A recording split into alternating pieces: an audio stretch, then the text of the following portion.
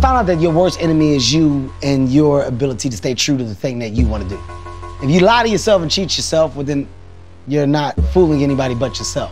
But if you actually get up every day and you got that action, and you got that energy that's like, I have to go and do this because I'm trying to get here. And you know every day you're working towards that, well, you're gonna get there. It may take you longer, some may do it shorter, but you're not going to lose. Right. So I got addicted to winning.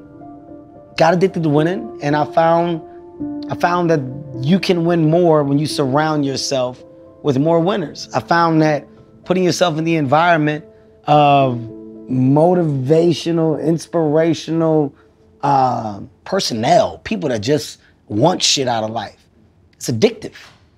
You get that, like that rubs off. So my surroundings changed. My ideas grew. My wants grew.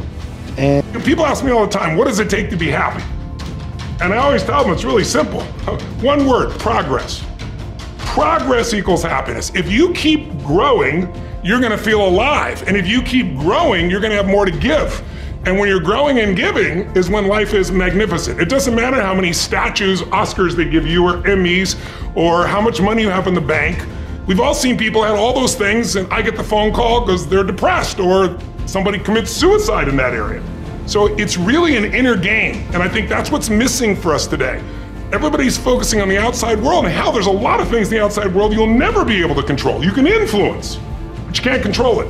You gotta constantly recreate yourself in your craft. That moment that I made the decision to be honest, to be personable, to put it all on the table, but that's because I was going through a lot of shit, and I was like, oh, yeah, no sense of keeping this to myself.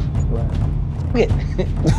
Here it come. Yeah. My dad, all right, here's what he did. My wife, well, I did this. It was all, let me get it out. And the response came, it was an overwhelming response from it. So that did help amplify.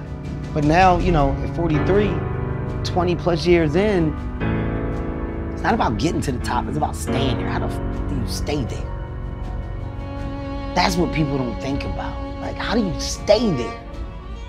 That's the real struggle, staying there. It's not getting there. It's the perception from the outside of what now? We're so attached to the idea of who we are, the story that we've told ourselves, the story that we continue to tell ourselves, who we are, who we wish to be, who we should be. You know, whether it's designed by what our parents always said about us. You're such a quiet child. You're such a lovely person. You're so kind. You're so polite. And you go, that I am, or I should be then. You know, whatever it may be. But sometimes I find I would get so attached to that, that then I would be afraid to let go of the things that may be holding me back because I don't want to lose me. Because who is me if I don't have the pain? Who is me if I don't have the trauma? Who is me if I don't have the mistrust? I don't want to lose me. Yeah. I'm me, I know me. What if I'm not me? I love me. And if I want to lose me, do I still love me? And that's what I find the thing is. And so what I found helps me, you know, and I'll say to some of my friends as I go, I do not need to live my life believing that I would not be me or I do not love me if I wish for these things. So identity is the #1 thing I work to change with people, to expand it, not to get rid of it, but expand your own sense of who you really are and what you're capable of. And people think they're gonna get identity by, when people say to me, I have no self-esteem, I hate that word. It's so overused and abused. I don't have any self-esteem because when I was growing up, my parents said these terrible things and those terrible things. And I said, isn't it convenient you only remembered those things? You know, they said a million things, but suddenly you've honed in on those. But let's get real. Someone can tell you your whole life you're a piece of crap, but you can say, screw you, read between the lines and make your life work. Someone can tell you your whole life you're beautiful, you're intelligent, you're the smartest person in the world, and you don't believe it. Because self-esteem doesn't come from what people say about you. Self-esteem is earned within yourself. It's esteem for yourself, which only comes by doing things that are incredibly difficult, and then your brain goes, this is who I am. The reason I've done firewalks for years, I used to do skydiving, but you know, it's hard to get 30,000 people in the middle of the air above New York in the middle of the night. But the reason I did these metaphors was because when someone does something they once thought was difficult or impossible, and they get the other side, their brain goes, if I can get myself to do this, what else can I get myself to do? It changes their identity. My hobby is ownership now.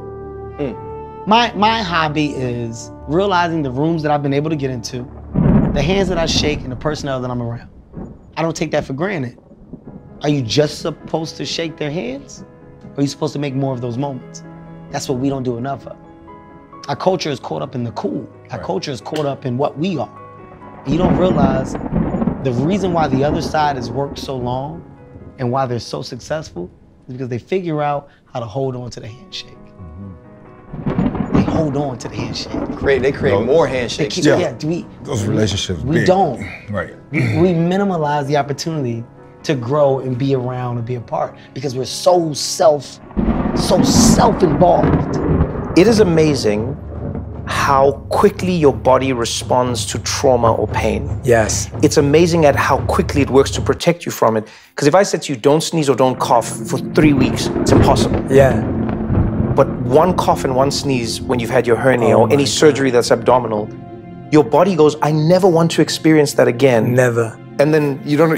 When people say that, right? When they say it's easier said than done, and the ego is very present and dominant, right? You gotta ask yourself, why?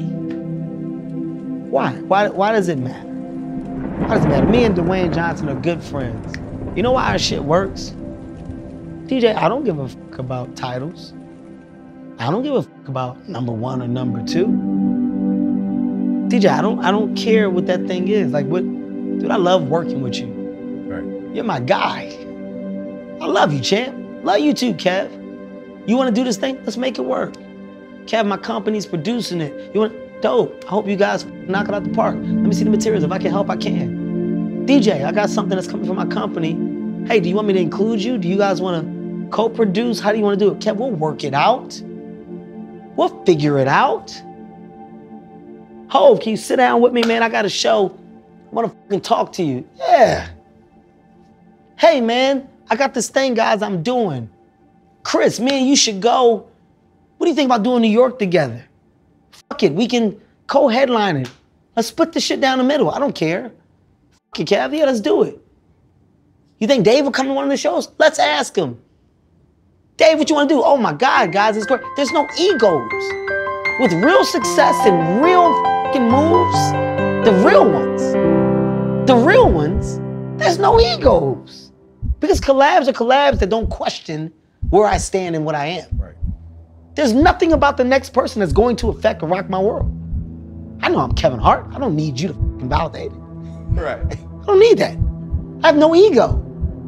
None. I got a fucking tequila. I'm not competing with Dwayne. Yeah. It's not me versus him. You bring his bottle out here, I'll be the first to hold it up.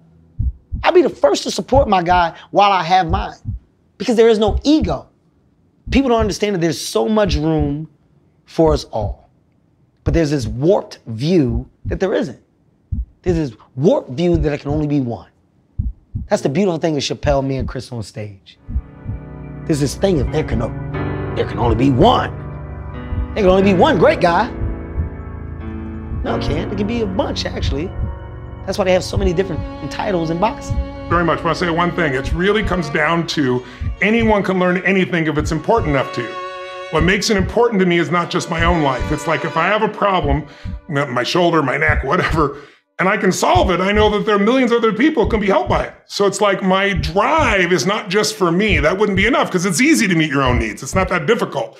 But if you can find something that you care about more than yourself, your daughter, your son, your family, your business, your mission, your community, whatever it is, that's really the secret to energy and vitality and strength and really learning. And I think the other thing is complexity is the enemy of execution. One of the things I want to do with people during this challenge is take things that seem so complex and make them so simple so you do it. If you have a business and you got this huge, complex plan, you hired a giant consulting firm, they put it all together, it never gets implemented. You know it, you've been in your companies. Why? Because they make it so complex and it's somebody else's plan.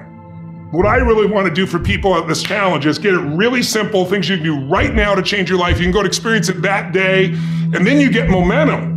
Day 1, day 2, day 3, day 4, and all of a sudden now what used to be hard to do is easy to do. And I think for anyone, you got to understand anyone can learn anything if you can just break it down to its simple core, and that's what I try to do most. I sometimes think about my life in that way, is depending on where I am, depending on the moment, depending on where I've been and where I'm going, the same experience reveals a different parts of me. The same experience reveals why I am who I am, or why I'm doing what I'm doing, or why I even have an idea of who I am or why I am. And so recently, maybe, since you're asking me, what is one of these things? What is something? I think back to how not having shaped how I see the world, shaped how I move in the world. Not having food sometimes, not having money sometimes, not even having luxury items sometimes, whether it be clothing or cars, whatever it may be. But recently I've found myself going, man, so much of how you define yourself is through the lens of having or not having, particularly because of how you grew up.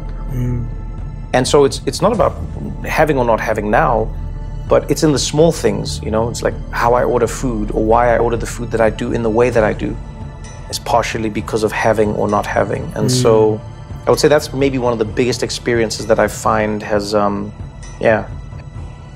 It's not groundbreaking to understand that if a man f***s up, he wants to right his wrong. Right. This isn't. We're not talking about an algebra. We're not talking about the hardest problem to solve. We're talking about something that should be common sense, right?